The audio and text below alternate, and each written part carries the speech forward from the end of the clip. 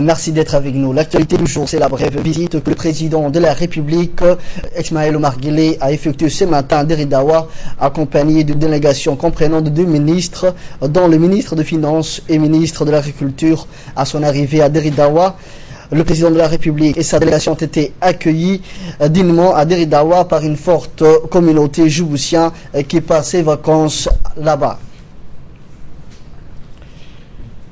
Et le président de la République a participé donc à la cérémonie de remise de diplôme à 8000 étudiants de l'université de Haramayo, près de Deridawa, une université très cotée dans la formation des techniciens et ingénieurs agronomes pour les besoins de l'Éthiopie.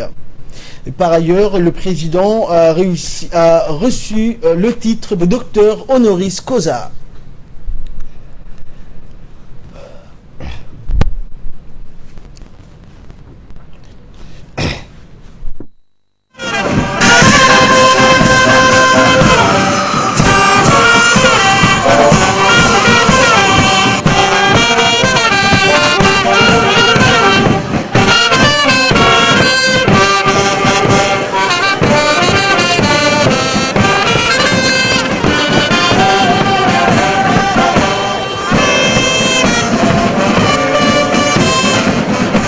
À Deridawa, le président a été chaleureusement accueilli par la population djiboutienne, de nombreux Éthiopiens ainsi que les officiels djiboutiens, dont l'ambassadeur de Djibouti en Éthiopie, Mohamed Idriss Farah, et le consul de Djibouti à Deridawa, Moustapha Ibrahim.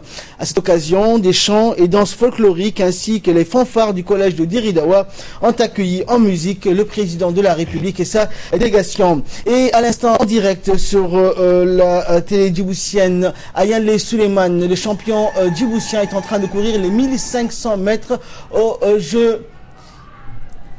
Et il vient d'obtenir la seconde place lors de ces 1500 mètres. Nous reviendrons plus en détail sur cette information dans nos prochaines éditions.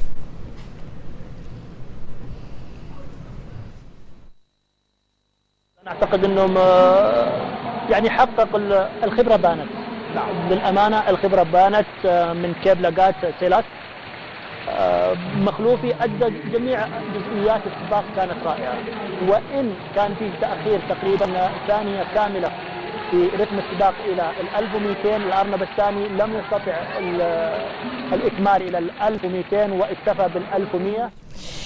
Toujours en actualité nationale, après l'accueil populaire dans la ville de Deridawa, le président de la République s'est dirigé vers l'université Haramayo, où les responsables de l'université et les autorités éthiopiennes, dont le premier ministre Haile Mariam Desalegn, l'ont chaleureusement accueilli.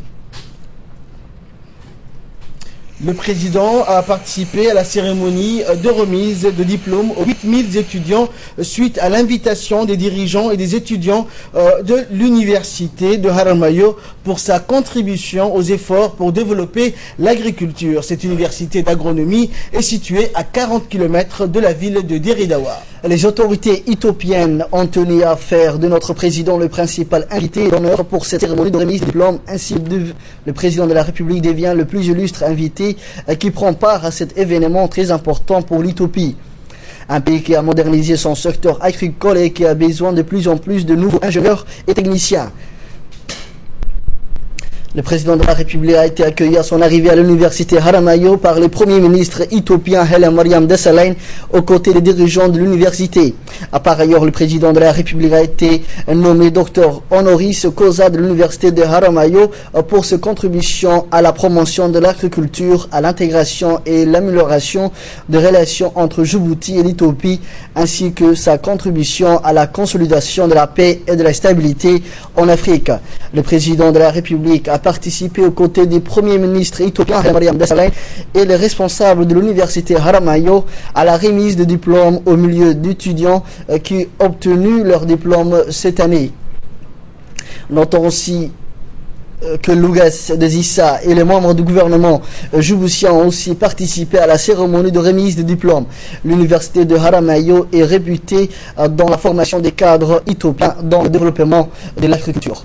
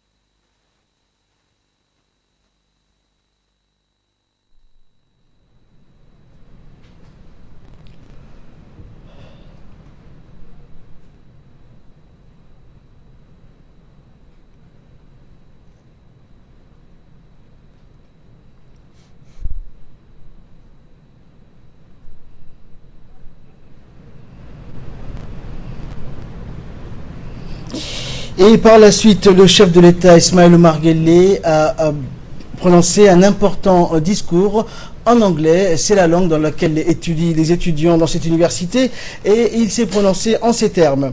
C'est un très grand plaisir et un privilège pour moi d'être parmi vous pour participer à cette prestigieuse cérémonie, et je suis heureux d'être distingué, élevé au niveau de docteur honoris causa de l'université de Haramayo. C'est avec un profond respect, a poursuivi le président Guelleh, et avec humilité que j'accepte cette distinction de votre collège en qualité de docteur honoris causa. Je remercie les autorités et les responsables de ce célèbre collège de Haramayo de m'avoir honoré. L'université de Haramayo s'est distinguée, a indiqué le chef de l'État, et a gagné en renommée en matière d'enseignement et de formation en ce qui concerne les études agronomiques et tout ce qui a attrait au travail de la terre. Je suis fier et heureux, encore une fois, d'être honoré par une des plus anciennes et respectées universités de la région. C'est une source de fierté pour moi. Promouvoir l'agronomie et l'agriculture en général, c'est une forme de sauvegarde de la sécurité alimentaire, sachant qu'il ne faut pas perdre de vue la sécheresse qui a sévi il y a 4 ans de cela. C'est un devoir collectif, a poursuivi le chef de l'État, et un challenge d'améliorer notre quotidien en luttant contre toute forme de désastre. Et l'université de Haramayo s'efforce de moderniser ses infrastructures et ses moyens technologiques en vue d'aller de l'avant et de promouvoir le savoir et les avancées dans les domaines agricoles. Fin de citation.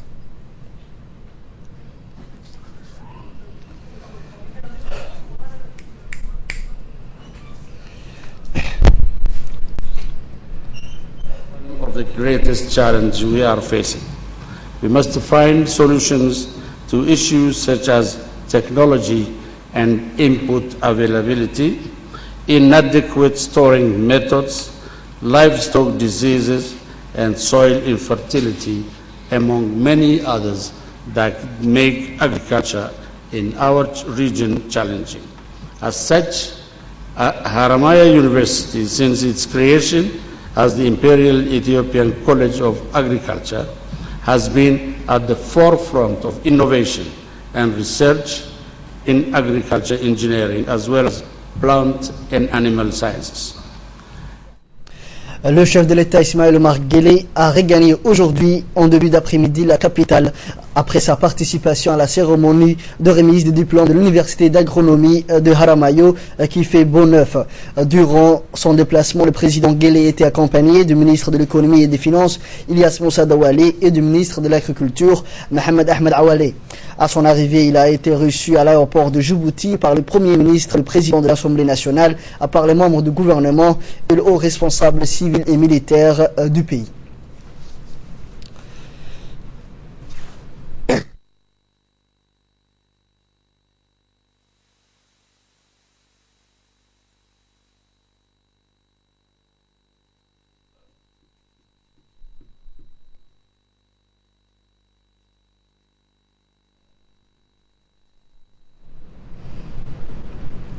Avant de partir pour l'Utopie, le président de la République, Ismaël Omar Guelleh, a eu une rencontre avec la délégation chinoise de la Banque de développement de la Chine dans le salon d'honneur de l'aéroport. Cette délégation était conduite par le vice-président de la China Development Bank, M. Yun Li. La délégation chinoise comprenait également M. Liu Ho, président du Fonds de développement Chine-Afrique. Et les discussions ont porté sur la coopération djibouto-chinoise et les voies et moyens de développer davantage l'intervention et le soutien de la Banque de développement de la Chine dans le développement économique de la République de Djibouti. Le ministre des Finances, Ilyas Moussa Dawale, a participé à la rencontre du président et de la délégation chinoise. Et durant les discussions ont été essentiellement évoqués le nouveau concept initié par le président chinois, à savoir la nouvelle route de la soie qui était jadis un axe de développement commercial pour la Chine, c'était au XXIe siècle. La cérémonie de clôture de la 16e édition du concours régional de commémoration de psalmodie et de tajwid du Saint-Coran, prix du chef de l'État, a été présidée aujourd'hui par le Premier ministre Abdelkader Kamil Mohamed. La cérémonie organisée par le ministère des Affaires musulmanes, de la Culture et des Biens Warf s'est tenue au Palais du Peuple. Outre le Premier ministre, la cérémonie a vu la participation du ministre des Affaires musulmanes Aden Hassan Aden, des membres du gouvernement ainsi que de nombreux invités civils et militaires et du corps diplomatique. Un Djiboutien, Mohamed Ahmed Mohamed, s'est illustré à la première place cette année, le 30 chapitres ou le 30 gis, suivi d'un Kenyan, Zakaria Abdul Hakim, et la troisième place est revenue un Somalien, Mohamed Noureddin. Pour le 20 chapitres ou le 20 gis, la Tanzanie avec Rachid Saif Mohamed a été le premier, suivi d'un Soudanais, Diadin Naim. En troisième place, un Djiboutien dénommé Ali Yahye Jama'. Pour le 10e chapitre du 10 gis, la Tanzanie à nouveau est arrivée en tête, suivie d'un Soudanais et d'un Djiboutien. Dans une intervention faite à cette occasion, le directeur du WARF, Arcel, s'est dit réjoui du bon déroulement du concours qu'il a-t-il dit s'est déroulé dans les meilleures conditions.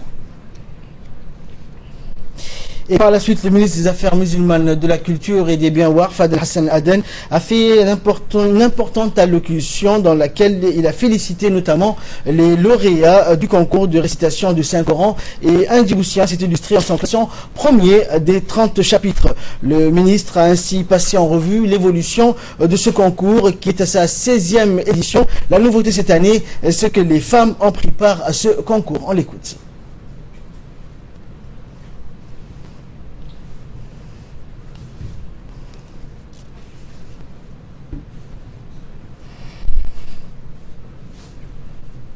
يطيب لي أن أرعى هذا الحفل الختامي لمسابقة رئيس الدولة لحفظ القرآن الكريم، وهي فرصة لتقديم تهانينا الحارة للفائزين في هذه المسابقة، متمنين لهم التوفيق والسداد.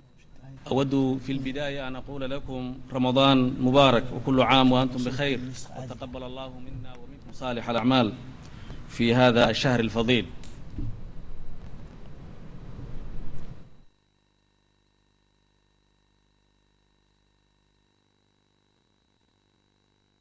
القرآن الكريم جائزة رئيس الدولة لحفظ وترتيل وتجويد القرآن الكريم في دورتها 16. وأرحب بأصحاب المعالي والسعادة أعضاء الحكومة وممثلي السلك الدبلوماسي. Enfin, c'est au tour du Premier ministre Abdelkader Kamil Mohamed de prendre la parole. Le Premier ministre a félicité les lauréats du concours de cette 16e édition où plus de 5 nations ont participé cette année. Abdelkader Kamil a saisi l'opportunité de remercier le ministre des Affaires musulmanes pour la bonne gestion et organisation du concours du prix du chef de l'État, tout en rappelant que le président de la République attache une attention toute particulière à ces concours. Et après le discours officiel, place maintenant à la cérémonie de remise des prix où le Premier ministre et les membres du gouvernement présents à cette cérémonie ont remis de leurs mains les prix aux lauréats de cette 16e édition du concours du Saint-Coran. Un Djiboutien, Mohamed Ahmed Mohamed, s'est illustré à la première place cette année, le 30 chapitres ou 30 gis, suivi d'un Kenyan, Zakaria Abdul Hakim, et la troisième place est revenue à un Somalien, Mohamed Noureddin. Pour les 20 chapitres ou les 20 jus, la Tanzanie, avec Rachid Saif Hamad, a été le premier, suivi d'un Soudanais, Diadin Naim, et en troisième place, un Djiboutien nommé Ali Yahye Jama'. Et pour les 10 chapitres ou les 10 jus, la Tanzanie, à nouveau, est arrivée en tête, suivi d'un Soudanais et d'un Djiboutien.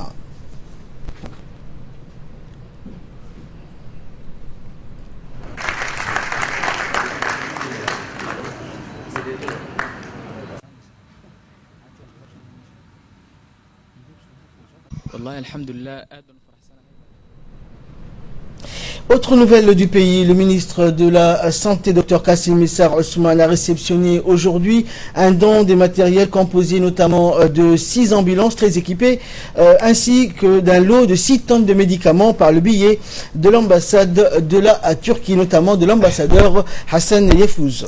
Était présent le secrétaire général de la santé, le directeur de la CAM, le directeur de la coopération et de la coordination de la Turquie. À cette occasion, le ministre de la Santé, Dr Kassim Issa Ousmane, a souligné que ces dons interviennent suite à la rencontre de 2 chefs d'État respectifs et a remercié le gouvernement et le peuple de la Turquie pour ce geste généreux.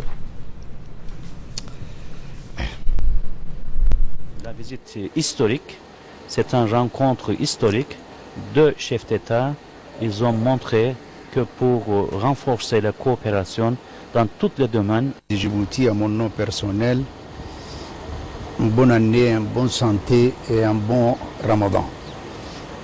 Ceci dit, nous nous sommes réunis aujourd'hui pour procéder à la réception d'un important lot de médicaments et de 6 ambulances qui font suite aux engagements qui ont. L'actualité de ce 22h est aussi un accord de convention sur le financement pour la construction de nouveaux ports d'Oralé multipurpose entre le PEA et les ports se tenus aujourd'hui dans la salle de réunion de l'établissement des ports. La convention est signée par le directeur général de la Bank of Africa, Mer Rouge, Khalid Muntasir, et le directeur général du port de Djibouti, Saad Omar Guelleh, en présence de hauts responsables de 2 institutions. En effet, le montant des travaux pour le financement de la construction du nouveau port de Doralé multipurpose est estimé à 20 millions de dollars. Et ce nouvel accord renforce le partenariat entre le port de Djibouti et la BOA. La BOA qui est devenue une banque citoyenne à travers son soutien au développement de la République de Djibouti, notamment son accompagnement pour les financements des grands projets comme la promotion immobilière avec le fonds de l'habitat. Elle a aussi participé à la construction de la cimenterie d'Ali Sabié. Le directeur de la Bank of Africa a remercié la direction du port de Djibouti de l'avoir associé au projet de construction du nouveau port de Doralé multipurpose.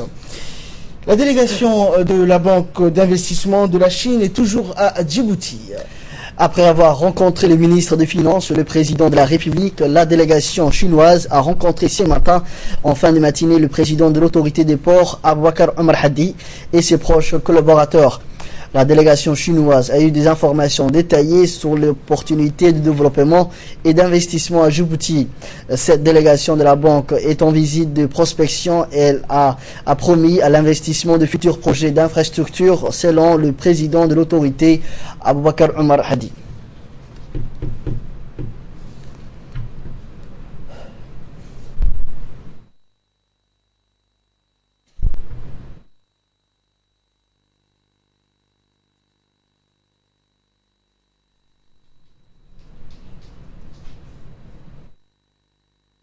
Projet à Djibouti et nous discutions sur le futur développement des infrastructures et nous nous sommes mis d'accord qui vont soutenir ces projets pour financer ces projets de développement. Exactement, c'est une nouvelle étape et puis c'est une relation entre des institutions. Autre nouvelle du pays, le projet de jumelage entre la ville de Djibouti et la ville de Saint-Paul, capitale de Minnesota, aux États-Unis, sera signé le 15 juillet prochain lors d'une cérémonie regroupant le responsable administratif de 2 capitales. L'initiative de jumelage entre les 2 villes a été proposée par les Djiboutiens vivant à Saint-Paul et l'accord a été annoncé lors d'une cérémonie qui s'est déroulée le 15 juin dernier en présence du maire de la ville de Saint-Paul et membres de la diaspora djiboutienne et son président. La ville de Saint-Paul, le capitale de l'État de Minnesota, est située au nord des États-Unis, près de la frontière canadienne. Elle est peuplée de presque 300 000 habitants et forme avec la ville de Minnesota un centre urbain de plus de 3 millions d'habitants. La signature de l'accord de jumelage permettra de renforcer la coopération entre les 2 villes, plus généralement entre la République de Djibouti et les États-Unis d'Amérique qui sont déjà liés par une coopération multiforme à tous les niveaux. Et les membres de la diaspora djiboutienne se sont réjouis de l'accord de jumelage entre la capitale de leur pays natal, Djibouti, et Saint-Paul, qui est le lieu de leur résidence et de travail actuellement. Ils n'ont pas manqué d'adresser leurs vœux de bonheur à tous les Djiboutiens, surtout au président de la République ainsi qu'à la première dame. mayorkii magaalada oo ansixiyay iyo waxaan qoraa prime ministerkii hore ee Soomaaliya Cabdiweli Sheekh Ahmed oo isaguna Djibouti wax badan ka shaqeyn jiray oo lagu support gareeyay aad iyo aad ayaan waxaan qoraa arintaasi ugu faraxsanahay waa maalintii la mataanayay wadanka Minneapolis St Paul iyo Djibouti waa wadan tiermooda iyo wadan premiermooda yaa la mataanay halka guushaas waa guul aan caadi ahayn waxa noo soo hooyatay maanta sidaas yaan aad ugu faraxsanahay dareenkayagu maanta ciid oo kale noo tahay sida ay nabadgeliyo shacbigii Djibouti baan salaamayaa madaxweynahayagii baan salaamayaa marwadiisaan salaamayaa ciidanka Djibouti salaamayaa hooyooyinkan salaamayaa kulankaasina wuxuu ahaa inuu qabanay inaan mataanayno magaalada Djibouti iyo magaalada St Paul kulan fiican buu noo noqday kulan khayr qabu noo noqday kulan aad iyo aad runtii guul aan ka gaadhnay buu noo noqday kolka waxaan leenahay reer Djibouti oo dhanna farxadana la wadaaga aad iyo aad baan maanta u faraxsanahay oo aad iyo aad horumarka haday tahay xagga tacliinta haday tahay xagga caafimaadka haday ay tahay xagga dhaqanka culture-ka tahay intaba waan la wadaagaynaa hawl noo taala weeyaan halkaasaan hawsha ka sii wadaynaa dhammaan waxaan salaamayaa reer Djibouti oo dhan ha u horeeyay madaxweynaha Djibouti Ismaaciil Cumar Geelle waxaan leenahay fariin baan jaaliyada maxaa la yiraahdaa reer Djibouti ee qurba jooga fariin baan ku soo dhiibana waxaan leenahay wali si joog oo hanaga tagin waan ku baahnay hawsha bilowday inaad noo dabayaaqaysa mooyeen anigaga sii tagin iyadoo qarba uma baahninayno dhamaystir ku noqon ku leenahay waan ku daba joognaa haddaanu reer Djibouti nahay qurba joogii waxaanu ka soo codsanay mar kale inaad noo celiso oo mar kale inaad noo noqoto madaxweynaha Djibouti waan rajaynaynaa insha Allah waxaan halkan ka salaamayaa hooyada Djibouti Khadra Maxamuud Xayd waxaan leenahay ku soo dhawow farxadan maanta noo furantay baan leenahay nuguna nala qaybsaday xaqiina. Le ministre de l'Équipement et des Transports, Moussa Ahmed Hassan, a offert ce week-end un iftar suivi d'un dîner aux stagiaires et futurs agents, ingénieurs et techniciens supérieurs de la Société djiboutienne des chemins de fer, la SDCF. C'était au Sheraton Hotel.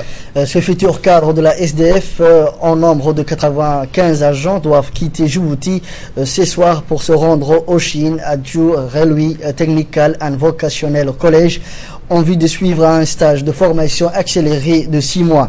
Et c'est dans le but d'acquérir les compétences nécessaires en matière d'exploitation et de fonctionnement de la ligne de chemin de fer Djibouti-Addis Abeba. Était présent à ce dîner, outre le ministre des Transports, le secrétaire général du ministère de l'Équipement et des Transports, Saïd Nour Hassan, le directeur général de la Société djiboutienne de chemin de fer, Mohamed Roble Dabbar, et de hauts responsables de l'Université de Djibouti, ainsi que de cadres du ministère du Transport et de la Société djiboutienne de chemin de fer.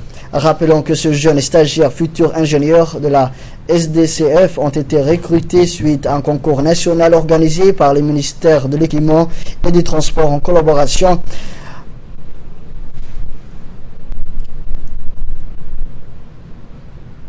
Abeba et Beijing, Pékin. À votre arrivée donc à Pékin, la direction de Tianjin College vous attend à la sortie.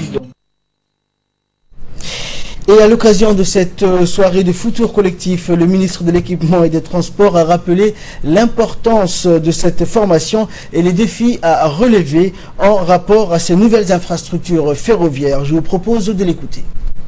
Chers stagiaires, le moment est donc venu pour vous pour démarrer votre carrière dans le domaine ferroviaire qui est composé de nombreux métiers allant du génie civil à l'électricité en passant par l'électromécanique, la télécommunication et la signalisation.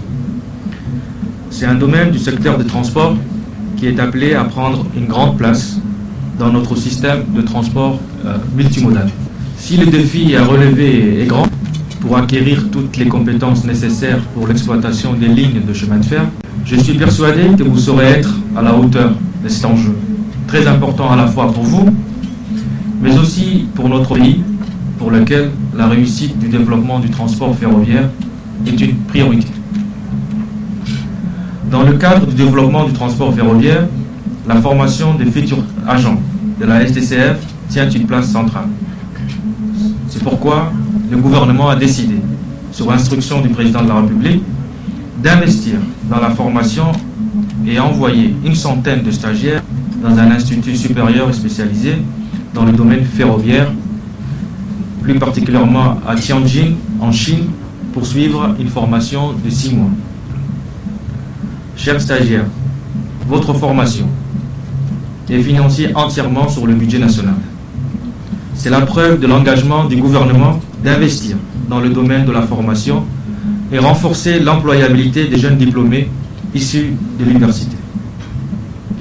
Cette formation à l'étranger, et plus particulièrement en Chine, dans un cadre socio-culturel différent, est aussi une marque de confiance placée en vous par le gouvernement, mais aussi par toute la population de Djibouti.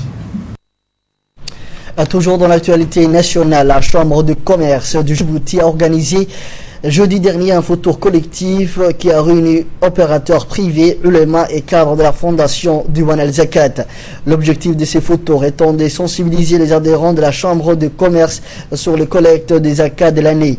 La soirée a regroupé de nombreux hommes d'affaires djiboutiens et responsables de la fondation de Diwan al-Zakat, notamment le directeur général et le président du conseil d'administration de la fondation.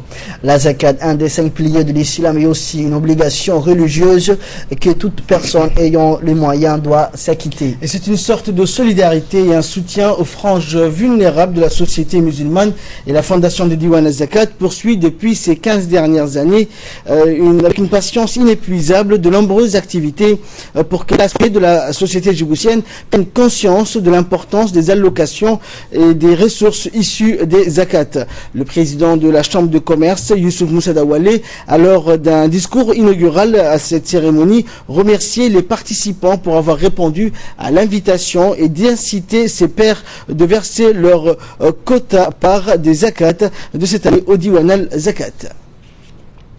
Pour nous expliquer en arabe et en somalien et en afar pour certains aussi, pour que nous puissions respecter toutes les langues, mais aussi pour que nous puissions surtout tenir compte de notre disponibilité pour la bonté, pour la réussite et pour la prospérité de chaque opérateur, afin qu'il puisse acquitter les droits des zakats. Et dans le cadre des activités de solidarité pendant le mois béni du Ramadan, le comité africain de secours de l'État du Koweït, représentant d'Al-Rahma International, a offert 3 repas quotidiens du Ramadan, à savoir le foutour, le dîner et le suhour aux réfugiés yéménites installés à Obok. Pour les réfugiés yéménites vivant dans le camp Al-Markassi, dans la région d'Obok, en collaboration avec les organisations charitables koweïtiennes, à savoir l'association Al-Bounia et l'équipe bénévole d'Al-Rahma et l'équipe bénévole Al-Balsam. Dans cette optique, le comité de secours africain de l'État de Koweït offre depuis le début du mois béni Ramadan se repasse sous la supervision du directeur régional du comité des secours, M. Abdulghani Al-Qureshi, pour 700 personnes. Ce nombre va augmenter dans les prochains jours pour atteindre à 1000 personnes. Les réfugiés yéménites ont remercié chaleureusement le comité africain des secours de l'État de Koweït pour ce noble geste. Rappelons que le comité des secours Al-Rahma a abrité les réfugiés lors de leur arrivée au Yémen dans son centre à Obok, avant même l'inauguration de camps de réfugiés en collaboration avec les autorités de la région. Fait divers pour clore cette édition, un camion citerne éthiopien de marque Tracker de la société Total circulait dans la nuit de 2 juillet vers 1h du matin sur la route nationale 1 en direction de l'Éthiopie avec sa cargaison de kérosène. Une fois arrivé à Garabis, le conducteur a perdu le contrôle de son camion dans le virage en S à l'entrée du village, puis a quitté la chaussée sur le bas-côté droit. Et au cours de la manœuvre, la citerne s'est renversée et tout son contenu, soit 40 000 litres de Jet 1, s'est déversé sur le bas-côté. L'accident a causé la dégradation de la chaussée et a également engendré une pollution du secteur. Le 3 juillet, c'est-à-dire hier, la grue de l'escadron de sécurité routière a dégagé la chaussée et pendant que les gendarmes assuraient la régulation. Une enquête a été ouverte par la brigade de Yoboki pour pollution de l'environnement. Et c'est sur ces images que prend fin cette édition. Merci à vous de l'avoir suivi et très bon suite de programme sur Télé Djibouti.